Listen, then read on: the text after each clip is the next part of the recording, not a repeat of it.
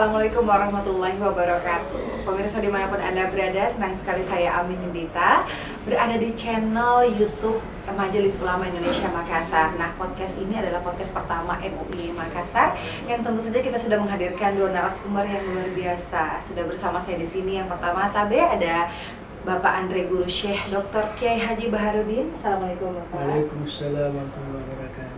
Baik, kemudian ada Bapak Kiai Bapak Amirullah Amri. Apa kabar Pak? Alhamdulillah baik, alhamdulillah. Baik, Pak Kiai, di penghujung tahun 2024 ini tentunya mungkin waktu yang tepat untuk kita bermuhasabah diri tentang apa saja yang sudah kita lewati di satu tahun belakangan ini, kemudian mempersiapkan diri kita apa yang harus kita persiapkan di tahun 2025 ke depan. Kemudian beberapa bulan nanti kita juga akan memasuki bulan Ramadan seperti itu ya Pak Kiai ya. Untuk itu di podcast pertama kita ini kita akan mengangkat tema tentang urgensi muhasabah bagi diri seorang muslim. Seperti sebuah ungkapan yaitu hisablah diri kalian sebelum kalian dihisab. Untuk itu mungkin kita bicara ini santai-santai aja ya Pak Kiai. Bagaimana sih apa sebenarnya yang dimaksud dengan muhasabah dalam perspektif Islam? Siapa yang duluan menjawab? Jadi ada ungkapan begini, mestinya perjalanan hidup ini lebih bagus apa yang kita hadapi dan apa yang telah kita lewati. Jadi mesti ke depan lebih bagus lagi. Ada hadis Rasulullah SAW, khairun nas man tala umruhu wa hasuna amaluhu. Manusia yang bagus itu adalah manusia yang panjang umurnya, amalnya, perbuatannya semakin baik. Wa syarran nas man tala umruhu wa sa'a amaluhu. Manusia yang jelek itu adalah panjang umurnya tapi amalnya, perbuatannya semakin jelek, semakin brutal. Karena sebenarnya sih secara perhitungan matematika di akhir tahun 2024 ini umur kita bertambah lagi setahun. Tapi secara perhitungan yang hakiki umur kita bukan bertambah, berkurang lagi 1 tahun dengan apa yang telah ditentukan. Kalau umur berkurang setahun maka jelas jarak masuk ke liang lahat alam kubur semakin dekat. Ya nanti beliau guru kita yang menyempurnakan, menambah apa yang saya sampaikan ini. Ya jelas pada intinya mesti lebih bagus ke depan dibanding apa yang telah kita lalui. Oke, baik. Langsung saja kita ke Anda Guru Bapak Kiai. Apa seberapa pentingnya sih sebenarnya kita itu harus bermuhasabah diri? Seperti tadi dikatakan bahwa kita ini akan mengakhiri tahun 2024 dan akan memasuki tahun 2025, artinya kita akan masuk ke tahun baru. Nah, kaitannya dengan itu pasti ada kaitannya dengan umur. Umur sebenarnya begini, umur itu kita ini orang yang hidup itu ada usia, ada umur. Jadi beda usia, beda umur. Lain usia, lain umur. Usia itu adalah sejak kita lahir sampai meninggal, itu usia namanya bahasa Indonesia. Masya Allah. Kalau umur itu bahasa Arab. Dan meskipun dialihkan ke bahasa daerah tetap umur. Indonesia umur, orang Bugis umur, mungkin Makassar umur juga. Itu bahasa Arab. Nah, apa bedanya usia dan umur? Usia itu sejak kita lahir sampai wafat, meninggal itu namanya usia. Sedangkan umur tidak. Jadi ada orang panjang usianya, pendek umurnya. Apa maksudnya? Panjang usia, pendek umur. Ya. Dan disebut panjang usia, pendek umur. Ialah sudah panjang usianya tapi umurnya pendek. Yang disebut umur nanti disebut umur kalau sudah diisi dengan amal-amal yang baik. Umur namanya ammar umrun, sudah sejahtera, sudah terisi dengan usia kita terisi dengan amal-amal yang baik, kegiatan-kegiatan baik yang positif namanya umur. Jadi ada orang mungkin 60 saja tahu usianya itu baru 20 umurnya. Jadi anak yang begitu lahir sudah terhitung usia. Iya, itu usia. Tapi umur belum. Belum. Nah, seperti itu. Artinya itu tidak imbang berarti ya Pak Kiai ya, kalau usia udah 60 ternyata umurnya masih 20. Jadi kalau umpamanya ada orang tanya berapa umurnya, kita bisa menjelaskan demikian. Jadi usia kita sebutkan bahwa 40, tapi umur baru 10 tahun itu. Itu sebagai introspeksi juga diri kita seperti itu ya Pak Kiai ya. Ilmu baru lagi nih saya dapat. Nah, apakah dalam Al-Quran itu ada dalil atau hadisnya memang yang mengungkapkan bahwa pentingnya memang muhasabah diri kita sebagai umat muslim? Dalam Al-Quran ada Allah Subhanahu wa taala berfirman, ya ayyuhalladzina amanu ittaqullaha wal tanzur nafsum ma qaddamat lighadin wattaqullaha innallaha khabirum bima ta'malun. Artinya, wahai orang yang beriman, tak bertakwalah kepada Allah dan hendaknya engkau perhatikan apa yang kau persiapkan untuk hari esok. Kemudian diulang lagi, takut kepada Allah karena Allah mengetahui apa yang kamu kerjakan. Sekarang itu ada kata lighadin dalam bahasa Arab. Gadan itu artinya besok. Tapi ada besok jauh, ada besok dekat. Nah, kita ini harus perhatikan apa yang kita akan laksanakan, persiapkan untuk besok yang dekat. Arti sesudah hari ini besok, sesudah minggu ini minggu berikut. Nah, tapi ada namanya gadan hari akhirat. Jadi itu maka kita disuruh oleh Allah, hendaklah perhatikan apa yang kamu persiapkan untuk dirimu untuk hari akhirat. Karena semuanya kita akan dihisab. Oleh karena itu Umar bin Khattab mengatakan, hasibu anfusakum qabla an tuhasabu wazinu qabla an tuzanu. Perhitungkanlah dirimu, hisablah dirimu sebelum kamu dihisab nanti dari kemudian. Timbang memang amalmu sebelum kamu akan dihisab semua, akan ditimbang amal kita. Nah, siapa yang berat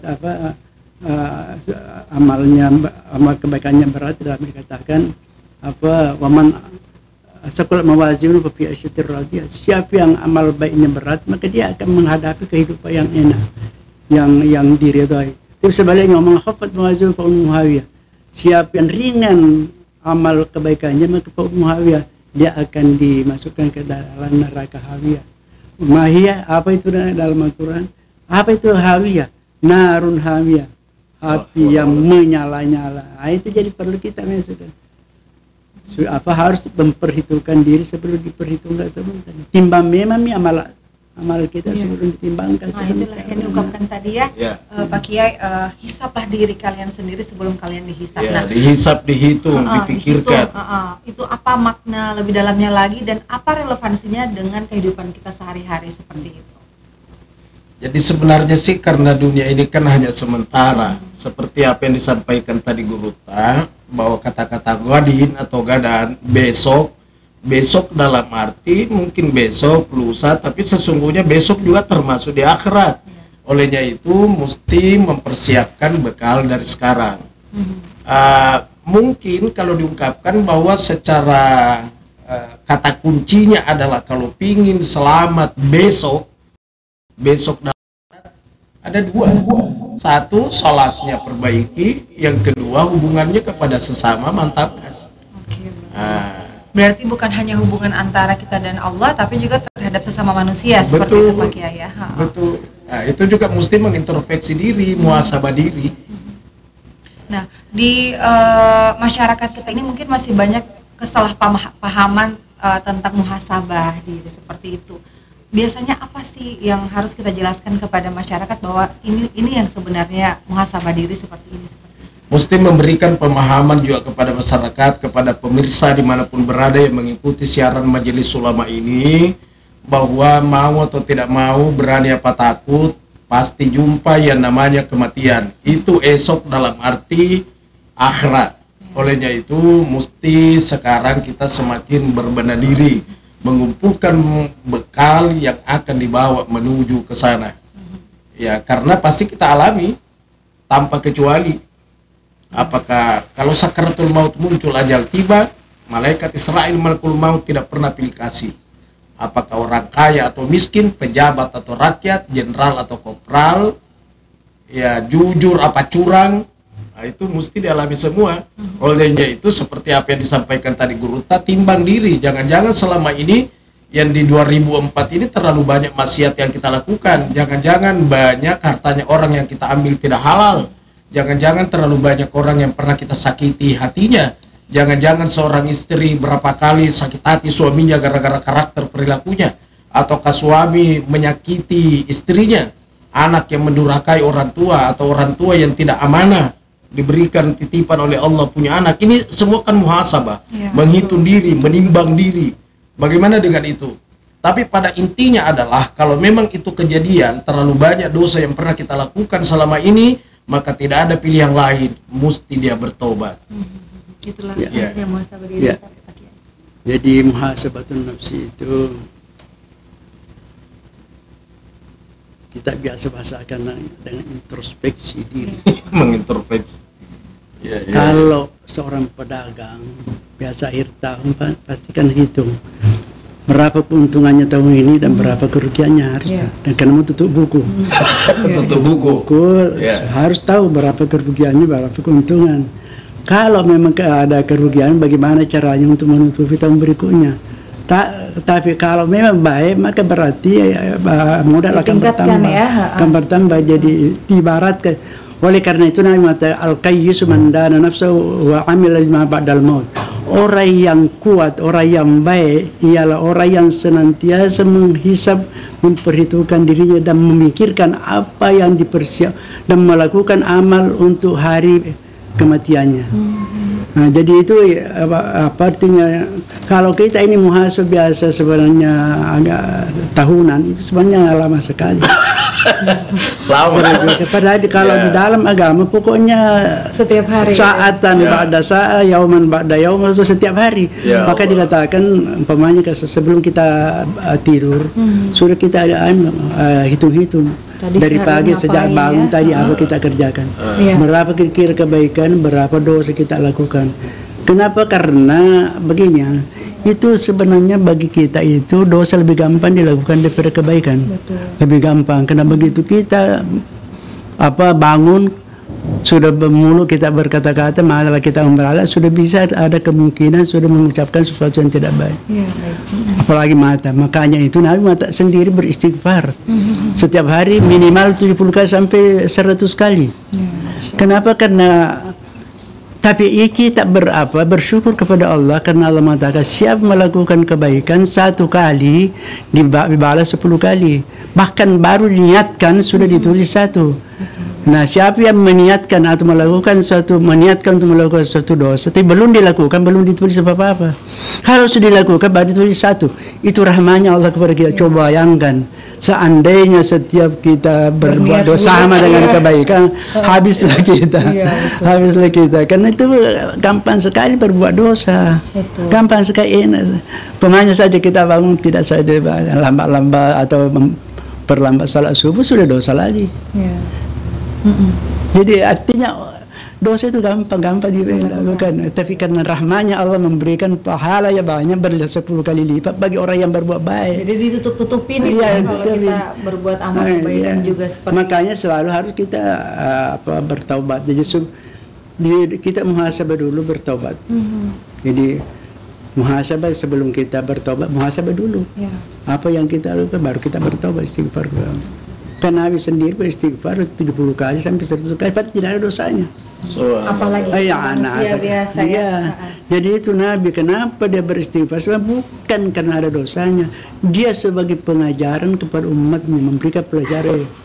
Sedangkan dia yang tidak ada apalagi kita yang bergeliman dengan dosa. Dan pastinya semuanya ada manfaatnya. Apapun yang perintah Allah itu pasti ada manfaatnya. Dan apa juga manfaat dari muhasabah diri ini, kita akan bahas setelah yang satu ini.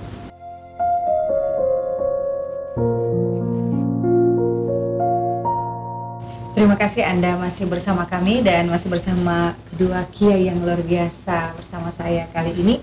Nah, tadi sudah panjang lebar juga kita mendiskusikan tentang muhasabah diri ini. Tapi mungkin pemirsa dimanapun Anda berada juga ingin lebih detail tahu apa sih manfaat muhasabah diri ini. Dan untuk kita yang masih awam mungkin pengen tahu nih Pak Kiai, bagaimana sih membuat diri kita itu terbiasa untuk memuhasabah diri kita setiap harinya? Bagaimana sih cara-caranya seperti itu, Pak?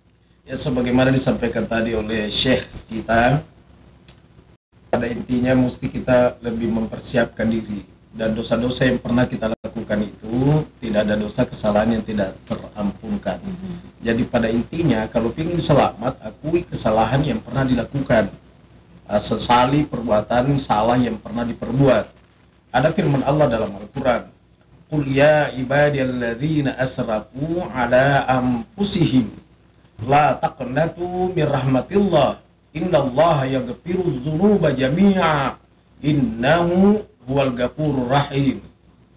Ya sekira-kira bermakna begini, ya Muhammad, beritahu kepada seluruh hamba-hambaku yang telah terlanjur melakukan dosa-dosa, dosa apapun, la taqnatu min rahmatillah, jangan pernah putus asa terhadap rahmatnya Allah. Jadi dilarang putus asa.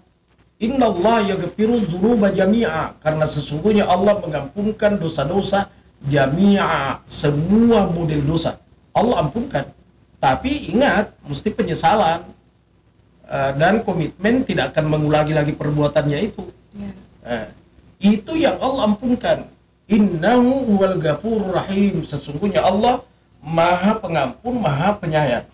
Makanya di akhir tahun 2024 ini, maka mari kita senantiasa menghitung diri kita, bermuhasabah, sekira-kira berapa jumlah kebaikan yang kita lakukan dan berapa jumlah kesalahan dosa yang pernah kita perbuat.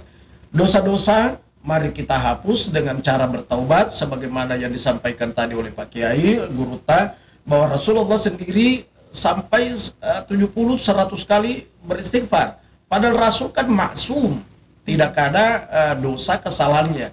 Ini adalah bentuk pembelajaran buat umatnya.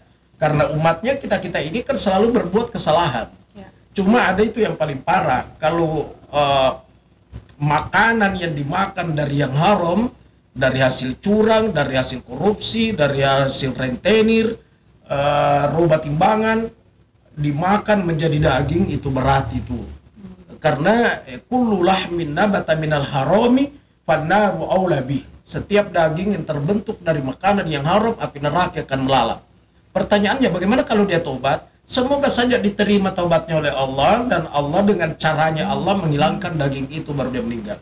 Boleh jadi diberikan penyakit sampai dia sakit, awalnya gemuk, kurus, sampai berpisah ruh dengan jasadnya, biar pulang ke akhirat dalam keadaan bersih suci. Barangkali demikian. Nanti Andre Guru yang sempurnakan apa yang saya katakan. Terima kasih Andre Guru. Jadi Silakan. perlu jelaskan dulu apa makna taubat. Apa artinya taubat? Taubat kan bahasa Arab. Taba yatubu tauba. Tauba artinya kembali. Kembali. Kenapa kita kembali? Adalah seorang yang kembali berarti pernah berada satu tempat, baru meninggal tempat itu, baru pulang. Itu namanya kembali. Nah, kita dari mana dan kemana, kembali kemana? Artinya kita sejak lahir bersih. Tidak ada dosa kita bawa, dan kita yang dalam Islam tidak ada dikenal dosa warisan, tidak ada. Kullu maulidin yuladu al-fitrah, setiap orang anak yang lahir dalam keadaan bersih. Nah, ketika seseorang sudah balik, sudah bertanggung jawab namanya, sudah semua pekerjaannya sudah harus dia bertanggungjawabkan. Jadi kalau seseorang sudah melakukan dosa berarti sudah mengambil jarak dari asalnya. Setiap kali melakukan bertambah jauh. Maka kalau orang sudah kembali bertobat, kembali kepada semula. At-taibun zambi la zamba kamal la zambalah. Orang yang bertobat dari dosanya itu sama kembali seperti tidak ada dosanya. Karena Allah Maha Pengampun, tadi dikatakan firuzunu bajamia, Allah mengampuni semua macam dosa-dosa apapun kalau bertobat. Nah, ini kalau taubat itu masih ada tingkatannya. Ini kalau taubat namanya taubat itu tingkatan, masih tingkatannya taubatnya orang awam, tak kena ada di atasnya lagi. Ada namanya inaba, ada namanya awwab. Itu berarti taubat semua artinya. Nah, kalau taubat artinya dia sudah meninggalkan dosa, kemudian berjanji tidak akan melakukan kembali, dia menyesali diri, itu namanya taubat nasuha. Tapi ada di atasnya lebih tinggi, namanya munib, man anab. Itu orang kembali sudah melakukan ini tobat, kemudian dia merasakan malu di hadapan Allah. Al-munib namanya, anaba yunibu munib orangnya. Dia merasa malu. Kenapa saya malu sekali? Masih ada di atasnya al-awwab. Dalam Al-Quran al-awwab, itu Nabi Ibrahim al-awwab. Masiri. Dia sudah tobat nasuha masih ridhoi, kemudian dia merasakan keagungannya Allah pada dirinya, rasa dia kecil di hadapan Allah. Itu lebih tinggi itu. Kalau kita ini orang awam itu sudah taubat nasuha, jadi malu. Itu 3 kata yang kedua. Munib. Munib. Ana bayuni munib orangnya. Dia malu pernah berbuat kesalahan. Kalau orang awam sudah cukup menyesali diri, beristighfar, kemudian berjanji tidak akan melakukan, sudah taubat nasuha namanya. Tapi ternyata masih ada 2 masih ada tingkatan yang tinggi. Pak Kiai, apakah di zaman Rasulullah adakah cerita Rasulullah ataupun para sahabatnya ini tentang bagaimana mereka itu kembali atau tadi bertaubat dan juga muhasabah dirinya itu, mereka merasakan manfaat dari muhasabah diri? Iya, banyak sekali, termasuk Umar bin Khattab itu. Umar bin Khattab itu adalah orang yang paling musuh Nabi, dan dia pernah berniat untuk membunuh Nabi. Membunuh Nabi. Kisahnya panjang itu, dia datang membunuh Nabi, tapi karena mendapatkan hidayah, dia bertaubat. Bertaubat akhirnya menjadi pembela Nabi, sahabat mulia daripada khalifah Nabi. Jadi banyak sekali. Karena rata-rata sahabatnya Nabi itu, kecuali Ali radhiyallahu anhu yang langsung orang dia menerima Islam masa kecil. Kalau yang lain semuanya sudah bergeliman, sudah bergeliman dengan dosa sebelum kebanyakan. Pak Kiai, kita ini kan udah hidup di dunia modern banget hari ini ya. Tentu saja mungkin termasuk saya juga kadang mungkin lupa untuk bermuhasabah diri seperti itu. Adakah kiat-kiatnya untuk bisa juga disampaikan kepada pemirsa dimanapun berada, untuk kita tuh senantiasa mengingat untuk introspeksi diri dari hari ke hari gitu? Barangkali selalulah ingat kematian. Kalau orang selalu mengingat kematian, maka kalau dia yakin bahwa ada hidup sesudah kematian ini, mesti dia sadar. Kecuali orang yang lupa kematian. Nanti akhirnya guru baru kita akhiri bincang-bincang lepas ini. Ya, jadi kita ini sudah akan mengakhiri tahun lama, tahun 2024, akan memasuki tahun 2025. Nah, tentunya seperti tadi katakan bahwa secara hitung-hitungan bertambah. Seperti saya sekarang umur saya 76. Jadi besok sudah 77. Nah, artinya bertambah dari segi angka. Ya. Tetapi pada hakikatnya berkurang. Sudah berkurang karena kalau jatah saya 80 tahun, berarti saya tinggal 4 tahun 4 tahun atau 5 tahun atau 6 tahun, itu kan berkurang kan. Dan itu pasti oleh karena itu kita manfaatkan ini sisa-sisa umur kita untuk bermuhasabah, dan itu muhasabahnya itu harus tiap hari. Dan antara lain untuk mengingatkan kita untuk muhasabah harus selalu tadi antara lain ingat kematian, yang kedua kita selalu lakukan perintah-perintah Allah. Karena ketika kita melakukan perintah Allah berarti kita ada perhitungan bahwa untuk menambah amal kita. Kalau selalu kita lakukan dan melakukan amal-amal kita, kemudian berusaha untuk menjauhi maksiat, karena maksiat itu yang menyebabkan orang lalai, lupa kepada Allah, sehingga lupa kematian, sehingga lupa juga bermuhasabah. Terakhir kita sebelum menutup di podcast kita ini, mungkin ada lagi yang ingin disampaikan untuk jadi bekal kita ini sebelum menutup tahun 2024. Pada intinya pemirsa, bahwa mari kita senantiasa meningkatkan kajian agama supaya ilmu bertambah. Ilmu itu bukan sifatnya teoritis, tapi teori dan praktek. Itu namanya ilmu. Kalau hanya tahu kemudian tidak dipraktekkan, itu namanya pengetahuan. Sama halnya orang beriman, bukan sekedar mengungkapkan keislaman dengan lidahnya, tapi al-iqraru bil lisan wa tasdiqu bil qalb wal amalu bil arkan. Mengikrarkan keislaman dengan lidah, dibenarkan dengan hati, dan dilakukan dengan anggota tubuh. Kalau ini yang kita lakukan, insya Allah semoga Allah merahmati kita selamat dunia akhirat, dan kita tingkatkan amalan di tahun 2025. Tentu dengan harapan semoga Allah berikan kita kesehatan, panjang umur dan lebih sukses lagi, lebih ditaburi barakah pada tahun 2025. Amin amin ya rabbal alamin. Tapi Pak Kiai mungkin ada yang mau ditambahkan? Jadi saya kira kepada seluruh pemirsa, mudah-mudahan apa yang kita sampaikan ini bisa menjadi perhatian, utamanya mereka yang sudah usia lanjut seperti saya ini. Tapi bukan berarti ya masih muda. Ajal nggak mau melihat umur ya. Karena ajal bisa datang tiba-tiba. Bahkan mungkin ada orang tidak sakit. Ya, seperti yang lalu yang kita punya Kanwil itu tidak sakit kok, langsung begitu dipanggil. Dan itu apa seperti tadi dikatakan, malakul maut tidak pandang siapa, tidak profesor harus tidak ada, pokoknya siapapun yang mendapat perintah dari Allah untuk dijemput ya pada saat itu pula. Harus siap ya Pak Kiai. Iya. Oke baik, sangat bermanfaat banget bincang-bincang kita pada podcast pertama MUI Makassar pada hari ini.